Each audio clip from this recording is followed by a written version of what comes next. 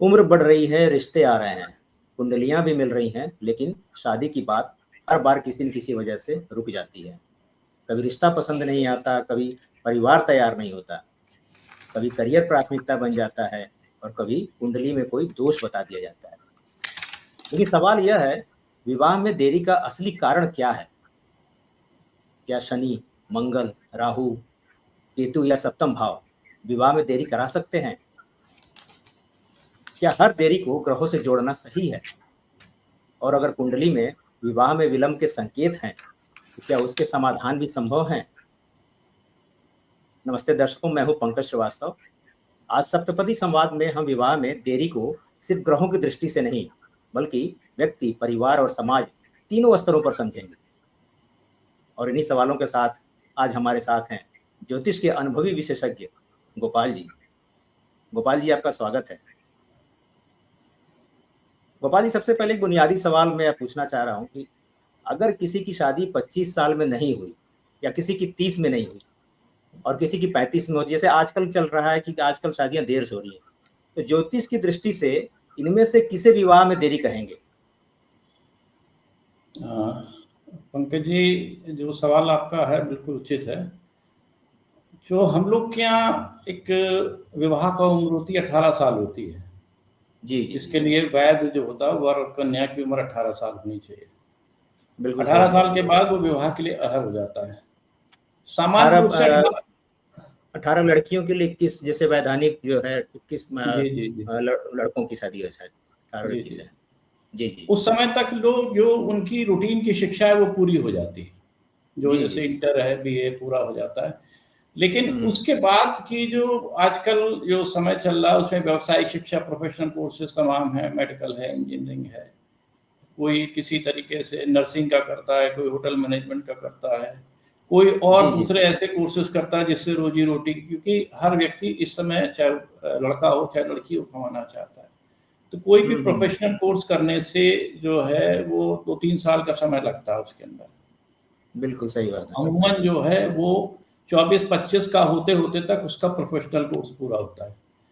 तो एक सही। उम्र जो 18 से 25 की हम लोग के यहाँ मानी जाती थी शादी की उम्र, वो तब तक बीत जाती है। जी जी 25 का होने के बाद में फिर वो माँ बाप अपना तलाशना शुरू करते हैं, लड़की के लिए लड़का और लड़के के लिए लड़की तलाशना शुरू करते हैं। तो ये हल्का सा वो माँ बाप के दिमाग में भी एक तनाव सा आ जाता है कि विलंब हो चुका है उस समय। जी जी अब जो 25 से लेके 27, 25 से लेके आप समझ लीजिए 26-27 से लेके 32 साल की उम्र तक, जी जी। ये एक विलंब की शादी कही जाती है कि विलंब हुआ है, उसमें हल्का ये फुल्का ज्योतिषीय दृष्टि से आप बता रहे हैं कि ये व्यवहारिक दृष्टि की बात कर रहे हैं आप? दोनों दृष्टि से, दोनों की दृष्टि से बता सकते हैं कि दोनों देरी दृष्टियों हो से रही बता रहे हैं। और इसके बाद जो है वो 32 से 40 साल की एक उम्र आती है। है। जी 32 से जी जी 40 साल की उम्र तब होती है जबकि विवाह की कुंडली के अंदर या कोई सामाजिक या किसी कारण से अत्यधिक विलंब हुआ है। तो ये हम्म, कुंडली के अंदर स्पेशल इस टाइप के जो है आपका जो ग्रह हों या आपके भाव पीड़ित हों, तब ये स्थिति है। तो हम एक तरीके से 18 से 40 की उम्र को 3 भागों में बांट सकते हैं। एक जी 18 बताइए। से 25 की जो एक 25 हो गया। मतलब जो है यदि जेन्युइन उम्र है उसकी शादी की जानी चाहिए। 18, 25, 26 के बाद से लेके आप 32-33 तक मान लीजिए कि एक जी जी विलंब की शादी मानी जाती है। फिर 32 से लेके 40 तक की उम्र की जो शादी होती है अत्यधिक विलंब की मानी जाती है। तो अब इन 3 भागों के अंदर बांटें तो हम ये देखेंगे कि सामान्य रूप से यदि आपके सेकंड हाउस, सप्तम हाउस, लग्न, सूर्य, चंद्रमा ये सब अच्छे हैं, इन पर शुभ ग्रहों का प्रभाव है, तो जी आपकी जी शादी समय से होती है। पाप शुभ ग्रहों की दृष्टि है, शुभ ग्रह इसके ऊपर बैठे हुए हैं, उन पर पाप ग्रहों की दृष्टि नहीं है, पाप ग्रहों का प्रभाव नहीं है। तो ये एक तरीके से 18 से 25 वाली एज में शादी हो जाती है। अच्छा, ये गोपाल जी, एक जरा थोड़ा रुकूंगा आपको।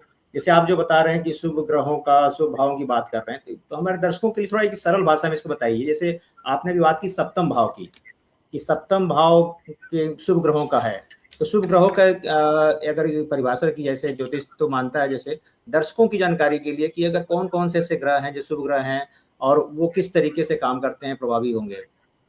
इसमें हम थोड़ा सा देखिए, शुभ ग्रह जो माने जाते हैं शुक्र, और गुरु, ये जी, नैसर्गिक शुभ ग्रह हैं। नैसर्गिक शुभ शुभ ग्रह बुद्ध माने जब जाते हैं। जो है, बुद्ध जो है जिसके साथ बैठता है अमूमन, जैसे वो उसकी तरह ही है। पाप ग्रह के साथ बैठता है तो उसका पापत्व को ग्रहण कर लेता है। चंद्रमा जब क्षीण होता है तो पाप ग्रह मानाता है, चंद्रमा जब बली होता है तो चंद्रमा शुभ ग्रह माना जाता है। जी जी जी, तो बिल्कुल इन सही शुभ कहा। ग्रहों की दृष्टि से जब आपका देखिए जन्म पत्री के अंदर जो है वो सामान्य रूप से अगर हम स्त्री की बात करें तो नवम स्थान से संतान को देखा जाता है, लग्न से शरीर और सौंदर्य को देखा जाता है, अष्टम स्थान से उसका मांगल्य देखा जाता है। अष्टम स्थान बड़ा इंपॉर्टेंट कुंडली के अंदर भाव होता है।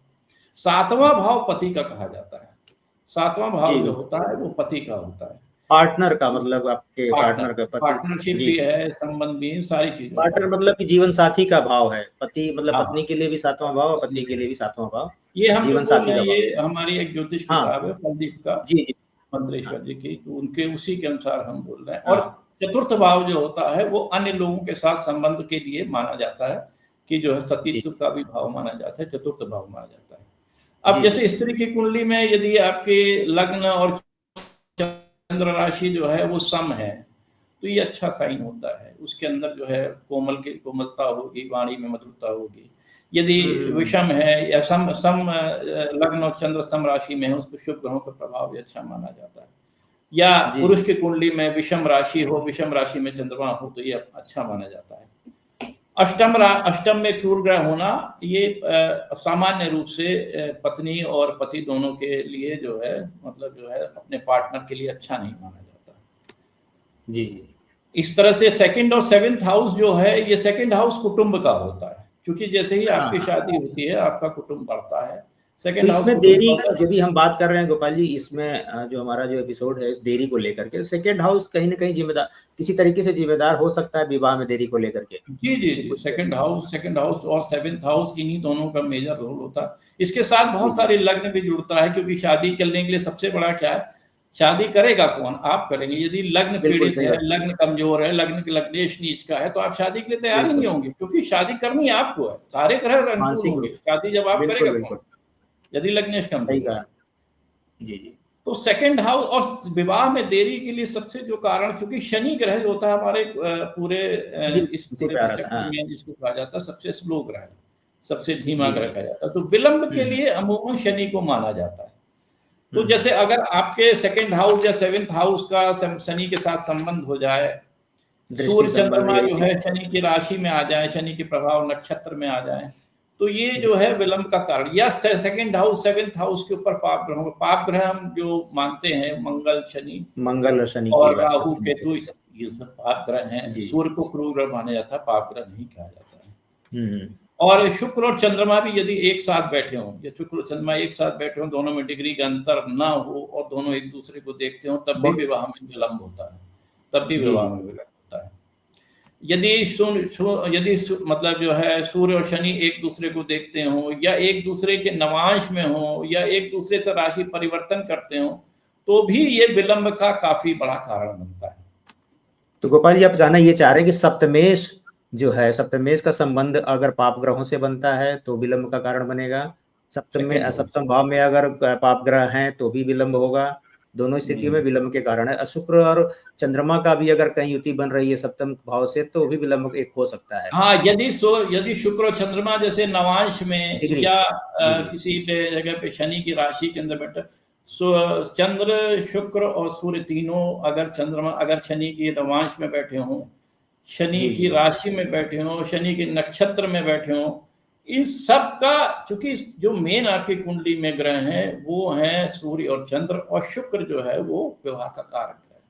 ये बिल्कुल यदि सही शनि बात। से प्रभावित हुए किसी भी रूप से, तो ये जी विवाह जी, में विलंब कराते हैं। अब शनि ये जो इसमें कई देरी कई का कारण तरीके, होते हैं। हाँ कई जगह जी से यदि पापाक्रांत हो जाए तो कई बार विवाह नहीं भी होता है। या जैसे आपका जी। सेवेंथ हाउस जो है वक्री हो गया, नीच का हो गया, तो हम्म, और मंगल और राहु से वो पीड़ित हो गया, तो विवाह नहीं भी बिल्कुल। होता। कई बार ऐसा होता है जहाँ तक विवाह करने से भी इनकार कर देता है।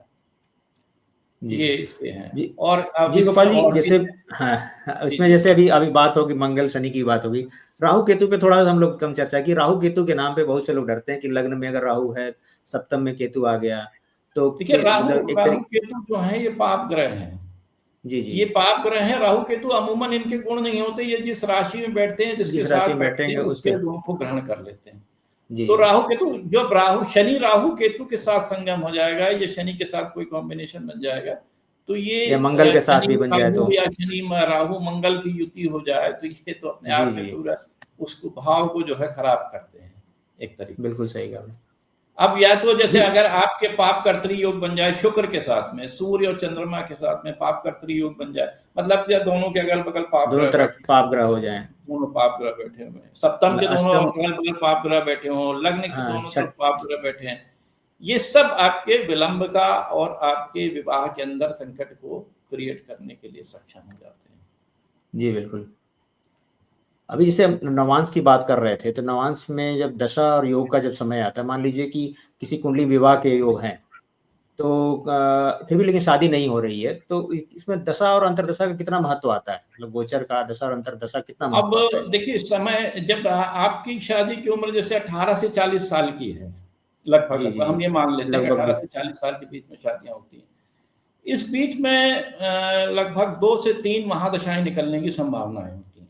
बिल्कुल। अगर महादशा की बात करें तो उसमें 2 से 3 महादशा निकलने की संभावना, और एक महादशा में 9 अंतर्दशाएं होती हैं। जी जी। और जैसे मान अब लीजिए 18 साल में, एक मैं रोकूंगा थोड़ा आपको, मान लीजिए 18 साल की शादी की उम्र आप बता रहे हैं, 18 या 20 साल में किसी की शनि की महादशा शुरू हो जाती है, जो लंबी होगी काफी, 19 साल के करीब, तो वो इस दौरान क्या स्थितियां बनेंगी, मतलब शादियां, मतलब मान के चलें कि शादी नहीं, लेट देखिए, होगी या? शनि की महादशा शनि की लोकेशन पर निर्भर करता है। जी जी, वही मैं अब जानना जितने चाहता हूँ। हमने बताए हैं, क्या उन लोगों का, उन ग्रहों का शनि के साथ योग है, तो विलंब की संभावनाएं बनती है। मतलब लेकिन यदि सप्तम से लगे संबंध तभी सेकंड बनना हाउस, चाहिए। जी जी, सेकंड हाउस, सेवेंथ हाउस, शुभ ग्रह बैठे हुए हैं, दोनों को शुभ ग्रहों की बिल्कुल दृष्टि सही है, बात। आपके सेवेंथ हाउस आपका बहुत अच्छा है, शुभ कर्तरी योग के अंदर है, तो विवाह हम्म, आप मतलब एक तरीके से आपका, अब हमने थोड़ी देर पहले कहा ना, एकेडमिक चीजों की वजह से विलंब होता है। ये बात देखिए, विलंब आपने कब स्टार्ट किया शादी के बारे में, एक तो आपने सोचा ही बिल्कुल, कब नहीं, सोचना शुरू तो किया, जो विलंब आज के स्टार्ट होते हैं। परिवेश, जी जी जी, आज का जो समाज है, जिस तरीके से शादियां लेट, मतलब लोग सोच रहे हैं बीस जी पच्चीस जी साल तक, जी तो लोग सोचते ही नहीं है शादी के बारे में। 25 साल के जी बाद सोचना शुरू करते हैं, पता चलता है उसके बाद दशाएं आपको सपोर्ट नहीं कर रही हैं, और आपका लग्न जी और जी आपका जी सप्तम कहीं ना कहीं पीड़ित हो चुका है पाप ग्रहों से। तो वो समस्याएं ऐसे स्थितियों में मुझे लग रहा है आती होंगी ज्यादा। जी जी, बिल्कुल। अब जैसे आपकी महादशा चल रही है, अब उसका जी दशा अंतरदशा का बल कैसा है, दशा अंतरदशा का क्या सेकंड और सेवेंथ हाउस से कोई संबंध है? मतलब जी जी आपको जी, जैसे दशा, ये आप देखना समय जरूरी है। निकालना, शादी, देखिए शादी का समय निकालना एक बड़ा ज्योतिषी, बड़ा मतलब आसान प्रश्न नहीं है ये शादी का समय, और इस पर जी निरंतर जी एक फार्मूला निकालने के लिए शोध आज भी चल रहे हैं जी कि जी शादी की समय हम एग्जैक्ट निकाल दें। ये मतलब संभावनाओं के ऊपर काफी कुछ समय निकाले जाते हैं, उसका गोचर के साथ संबंध होता है, नमाज के साथ बिल्कुल बिल्कुल। संबंध होता है, तब मूलतः जाकर के ज्योतिष, उस समय। जो, जी जी जी, मूलतः ज्योतिष यही कहता है कि सौम्य ग्रहों के साथ, मतलब संबंध बन रहा हो, सप्तम का पाप ग्रहों से वो केंद्रित, केंद्र में ना हो, मतलब पाप ग्रहों की दृष्टि में ना हो, तो शादी की संभावनाएं बताया जा सकता है। हाँ, मूलतः अब जैसे यही बात आपने है। दशा महादशा में अंतरदशा का, कि स्वामी का नवमांश या नवमांशाधिपति जो होता है, क्या उसका जी जिस जी दशा अंतरदशा चल रही उसके नवमांश या उसके नवमांशाधिपति का क्या सेकंड और सेवेंथ हाउस से संबंध है? अब ये जी सारी चीजें आप पहले देखेंगे, पहले ग्रह के योग देखेंगे, फिर आपको जाना पड़ेगा गोचर में, बिल्कुल। क्योंकि एक तो दशा महादशा, आप अंतरदशा है वो भी साल, 1.5 साल, 2 साल की होती है। अब आपको शादी की समय तो एग्जैक्ट बताना है, एग्जैक्ट नहीं तो महीने 2 महीने के अंतर होता है, तब आप एक अनुकूल समय के अंदर फिर गोचर को देखते हैं। गोचर जी में जी गुरु और शनि पर विचार जी, करना चाहिए। जब भी अगर गुरु शनि शनि का संबंध आपका, बनेगा। हाँ, गुरु आपका शनि, मतलब शनि जो आपका सप्तम या सप्तमेश को प्रभावित करे, या गुरु पंचम या पंचमेश को प्रभावित कर रहा हो, या उसमें जी जी गोचर कर रहा हो, या जी जी नवम भाव में जैसे लग्न या लग्न सप्तम या नवम में गुरु गोचर कर रहा हो, तब जो है हम्म, विवाह की ये गोचर की दशाओं के हिसाब से संभावनाएं बनती है। नवमांश चक्र का भी बहुत इसमें महत्व है। नव जी जी जी महादशा स्वामी से जो नवमांश चक्र में सेकंड और 12th और 6th और 8th में जो ग्रह होते हैं, जी जी उनकी दशा अंतरदशा में विवाह होने की संभावनाएं काफी हाई होती हैं। जी जी। ये गोपाल जी, संभावनाओं के एक साथ। हाँ, एक बात और थोड़ी छूट रही है मुझे लग रहा है कि जैसे हम लोग विवाह में देरी की बात करें, मंगल की भी बात आपने की है। मंगल दोष का बहुत ज़िक्र होता है विवाह के संदर्भ में कि मंगल दोष है। तो ये क्या मतलब ये माना जाए कि मंगल दोष किसी के कुंडली में है, तो विवाह में देरी की पूरी संभावना है या हो भी जाता है? वो मतलब देखने का जो तरीका है कि मंगल दोष देरी करेगा, वो गारंटेड है या देरी किसी और वजह से हो रही है, मंगल दोष तो है ही मतलब कुंडली में? देखिए, मंगल दोष आपके वैवाहिक जीवन को प्रभावित करता है। जी, जी, जी। शादी को विवाह विलंब को प्रभावित नहीं विलंब तो करेगा। देखिए, एक विलंब तो जो है हमने बताया इन सब कारणों से होता है, उसमें पाप ग्रह के रूप में मंगल का अपना रोल है। मंगल अपने मंगल आप और में पाप शनि ग्रह जब हो मिल गया। जाएंगे, मंगल और राहु मिल जाएंगे, लग्न में बैठे हो जी, साथ में, जी। तो प्रभावित कर। लेकिन जैसे 1, 4, 7, 8, 12 मतलब प्रथम भाव, चतुर्थ भाव, सप्तम भाव, अष्टम सप्तम, भाव अष्टम और और 12th जी, जी। हाउस के अंदर यदि मंगल बैठा हुआ है तो हम लोग मंगली मानते हैं। जी, जी। दक्षिण भारत में सेकंड को लेते हैं, हम लोग लग्न को लेते हैं। उत्तर भारत तो में लग्न यहाँ को। पर जब मंगल होता है तो हम कुंडली को मंगली मानते हैं। अब मंगली कुंडली के साथ में क्या, देखिए मंगल क्या है, मंगल उग्र है, जी, एनर्जी जी। है। ऊर्जा अब है थोड़ा। सामने वाला आपकी उस एनर्जी को मैच करने के लिए अगर नहीं तैयार होगा तो वैवाहिक जीवन में संकट आएगा, कष्ट दिक्कतें आएगा। आएँगी, परेशानियाँ होंगी। तो अब ये कहा बिल्कुल जाता है, सही। इसमें मंगल के साथ साथ शनि का भी उतना ही रोल है। क्रूर ग्रहों की बात कही गई है, मंगल में सबसे ज्यादा क्रूरता होती है, इसलिए मंगल को मंगली वर्ड इस्तेमाल करके, उसमें शनि का भी उसी तरह राहु केतु का भी रोल, लेकिन मंगल का रोल ज्यादा होता है। ये कहा जाता है, बिल्कुल, जैसे बिल्कुल। हमारी मतलब जो किताब है फलदीप का, जातक पारिजात, इन सब में कहा गया है यदि दोनों कुंडली में समान रूप से या लगभग लगभग समान रूप से, क्योंकि एग्जैक्ट समान तो कहीं हो ही नहीं सकता, जी, यदि जी, जी। मतलब 1, 4, 7, 8, 12 में मंगल हो तो जी, इसका दूसरे मतलब जो है वो परिहार हो जाता है, और दोनों मतलब सब परिवार अच्छा पारिवारिक जीवन में बिताते हैं। ये इसका जी, एक, जी। एक फल है। और मंगली पर चूंकि बड़ी लंबी चर्चा भी है, लेकिन हाँ, मंगल हाँ, तो दोष के मंगल अंदर ये कहा जाता है कि यदि क्रूर ग्रह है, मंगल है, क्रूर ग्रह भी बड़ा आप इस्तेमाल कर सकते हैं, यदि दोनों कुंडलियों में बराबर के क्रूर ग्रह हैं तो जो है वो आपकी कुंडली के अंदर जो दोष है वो खत्म हो जाता है। मतलब ऊर्जा को सँभालने के लिए एक ऊर्जा की ज़रूरत है। जी जी जी पति-पत्नी में जो जी जी वैवाहिक जी, जीवन वरना अगर है बैलेंस तो नहीं है, जितनी जी, जी, वरना बैलेंस बैलेंस मतलब नहीं। संतुलन मतलब आवश्यक है कि जी जी जी। विवाह के लिए जो संतुलन की जो बात की जाती है, वो ग्रहों के साथ भी की जाती है। कुल मिलाकर के देखा जाएगा तो कि अभी जब जो चर्चा निकल के आई है, समझ में ये आ रहा है कि ग्रह केवल मतलब पूरी तरीके से इस तरह से दोषी नहीं है कि ग्रह की वजह से शादियाँ देर हो रही हैं। बहुत से कारण हैं, इस समय जो परिवेश है, जो लोगों के सोचने का तरीका है, शादियाँ देर से, पढ़ाई, करियर सब कुछ है कि हमें अपना पहले करियर स्टेबल करना है, फिर कुछ पैसे इकट्ठे कर लेने हैं। आज के समय की जनरेशन जैसे बात करती है ना कि अभी तो पढ़ना है, पढ़ लिया, नौकरी मिल गई तो इतनी सेविंग्स हो जाए हमारे पास कि हम शादी कर लें। तो उसके चक्कर में 2-4 साल और निकल जाते हैं, फिर देरी हो जाती है फिर तो वो इसको शादी का देरी का ज्योतिषीय कारण तो नहीं माना जाएगा। ये तो आज के समाज की समस्या है। तो अगर ज्योतिष अगर देख रहा है तो ज्योतिष तो अपने अपने कारणों की बात तो कर ही रहा है। तो इसके अलावा गोपाल जी अगर बात किया जाए, अगर व्यवहार की बात की जाए, जैसे एक सवाल मेरे मन में थोड़ा-सा आ रहा है कि देरी की जो बात हो रही है, देरी जैसे शादियाँ आजकल समाज में 2 तरीके से हो रही हैं। मतलब एक प्रेम विवाह हो रहा है, एक अरेंज मैरिज हो रही है। तो अगर प्रेम विवाह है तो ज़ाहिर-सी बात है उसमें कुंडली का बहुत बड़ा रोल नहीं रहता है, वो तो ज़ाहिर-सी बात है। लेकिन अगर कोई व्यक्ति प्रेम में है, अगर वो विवाह करना चाहता है, उसकी शादी लेट हो रही है, कुंडली वाली व्यवस्था को नहीं मान रहा है वो, चाहे मान भी रहा है तो वो किस तरीके से ग्रह उसको दिखाते हैं अगर कुंडली में अगर देखना चाहे कोई व्यक्ति प्रेम विवाह करना चाह रहा है और किसी वजह से अड़चनों की वजह से शादी देरी हो रही है, विवाह में देरी हो रही है, तो कैसे मतलब उसको देखा जाएगा? कैसे पता किया जाएगा क्या समस्या आ रही है इसमें? कुछ कि संकेत देखिए, वही होंगे तो विवाह में देरी के जो नॉर्मल संकेत हैं, वही संकेत उसमें मिलेंगे। हाँ, नॉर्मल संख्या देखिए, विवाह, प्रेम विवाह में अमूमन जो है सप्तम और पंचम की युति को कहा जाता है। पंचम को ज़्यादा मतलब उसमें देखना पंचम और होता है। सप्तम यदि एक साथ बैठे हों, युति हो या एक दूसरे के साथ में हो, बिल्कुल तो सही एक बात है। तरीके से ये प्रेम, या जैसे लग्नेश है, सप्तमेश है, लग्नेश आप हैं, सप्तमेश जी, जी, आपका जी। पार्टनर है, ये दोनों साथ बिल्कुल। बैठे हैं, तो इसका मतलब आप पार्टनर को जानते हैं। जी, सही बात ये है। दोनों ग्रह एक दूसरे के मित्र हैं, तो आप हुँ, हुँ, पार्टनर हुँ। से मित्र हैं। ये जी, मतलब जी। एक तरीके से कुंडली के अंदर अगर आप गुणों को देखेंगे ना तो आपको बहुत सारी क्लैरिटी आ जाएगी उसके अंदर। अब विवाह में देरी की बात आपने कही है, देखिए देरी कब होती है, जैसे हमने डिसाइड किया आपको कानपुर चलना है जी, और जी। हम उसके बाद 4 घंटे बैठे रहे तो ये देरी है।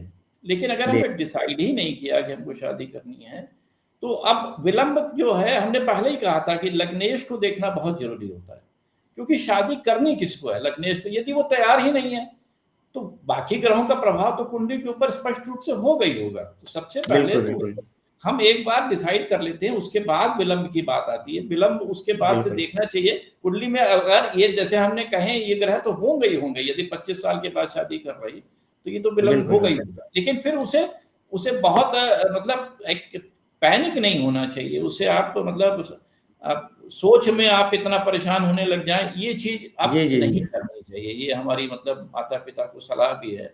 और शादी की उम्र जो है, जब समय आता है, ये कहा भी जाता है कि जोड़ियां ऊपर बनती हैं।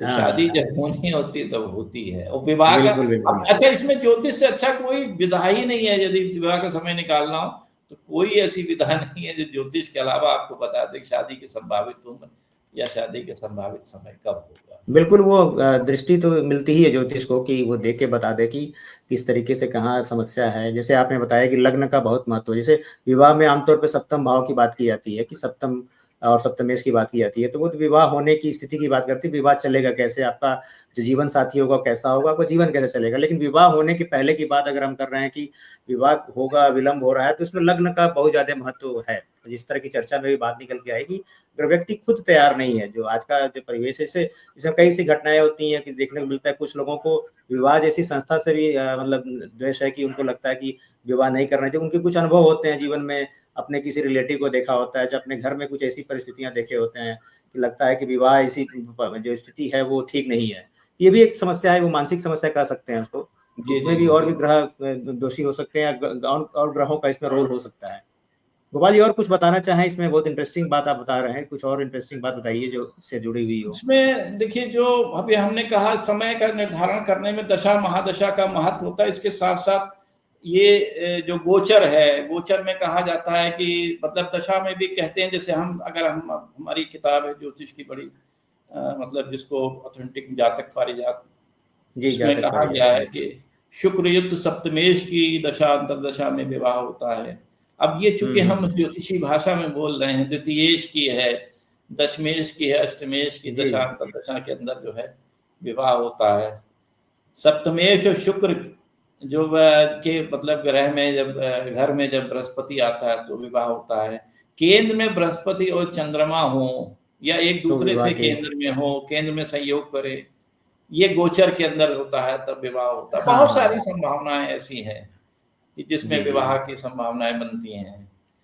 चलिए बहुत-बहुत धन्यवाद आपका, बहुत अच्छी जानकारी दी आपने। आज हमने सप्तपदी संवाद के दूसरे भाग में चर्चा की कि विवाह में विलंब का क्या कारण हो सकता है। इसमें मतलब ये हम लोग ने चर्चा में देखा कि लग्न सबसे ज़्यादा महत्वपूर्ण है कि लग्न अगर व्यक्ति खुद तैयार नहीं है, तो वो विवाह में देरी की तो पहली जो संभावना है, जो पहली जो आशंका बन जाती है, वही बन जाती है कि व्यक्ति अगर तैयार नहीं है, तो ग्रह क्या करेंगे?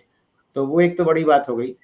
तो इस चर्चा को भी आगे भी हम देखेंगे, अगर विवाह जैसे मुद्दे पे कुछ और किसी विषय पे बात करना हो तो हम लोग आएँगे। लेकिन इस एपिसोड की यहीं हम लोग समाप्त करते हैं। गोपाल जी आपका बहुत धन्यवाद। तो अभी दर्शकों के लिए एक मैं बोल देना चाहता हूँ कि आज जो हमने चर्चा की है उसमें 1-2 जो जो बातें निकल कर के आई हैं, उसको मैं थोड़ा रखना चाहता हूँ। विवाह में जैसे जो देरी है केवल ग्रहों को मतलब ऐसा नहीं मानना चाहिए कि ग्रहों की सज़ा है ये, कि ग्रह आपको सज़ा दे रहे हैं, आपकी इस ग्रह की वजह से ये समझना मतलब ज़रूरी है कि ये ऐसा कोई आवश्यक नहीं है कि ग्रहों की वजह से विवाह में देरी हो रही है। ज्योतिष जैसे हमें बताता है कुछ संभावनाएँ होती हैं ज्योतिष में, समय-समय पर संकेत मिलते हैं आपके जीवन में, उसको संकेतों को समझने की आवश्यकता है। संकेतों से आप अपने जीवन का एक निर्णय ले सकते हैं कि केवल एक किसी ग्रह को, किसी एक भाव को दोष देकर के ये नहीं कहा जा सकता है कि मतलब विवाह में देरी की वजह ये है। शनि की बात करते थे हम लोग, तो शनि को वे देरी से संकेत देखे, क्योंकि शनि के बारे में कहा जाता है कि स्लो प्लैनेट है, तो इस तरह की परिस्थितियाँ ऐसी बन जाती हैं कि आपको अपेक्षाएँ बढ़ जाएँगी, आपको संघर्ष का सामना करना पड़ सकता है जीवन में भी, और वही स्थिति विवाह में भी हो जाती है। तो अगली बार जब आपसे कोई पूछे कि जैसे कि मेरे कोई ज्योतिषी से पूछता है मेरी शादी कब होगी? तो ये शायद एक सवाल ये नहीं पूछना चाहिए कि मुझे लगता है व्यावहारिक तरीके से ये व्यक्ति को ये समझना चाहिए पहले कि जिसे शादी या विवाह करना चाह रहा है, वो सही व्यक्ति के साथ जीवन बिताने के लिए तैयार है या नहीं है। क्योंकि ये विवाह जैसी जो संस्था है, जी विवाह जैसी परंपरा है, जो हमारी सनातन की जो परंपरा है, बहुत महत्वपूर्ण परंपरा है। तो हमारा जो एपिसोड है सप्तपदी संवाद, वो एक सिर्फ़ 7 कदम की बात नहीं करता, ये उन 7 संकल्पों के साथ जीवन को चलाने का नाम है, जिसे हम यहाँ चर्चा कर रहे थे। तो गोपाल जी आपका बहुत-बहुत धन्यवाद। मिलेंगे किसी अगले एपिसोड में फिर से। चलिए, हर हर महादेव। हर हर महादेव।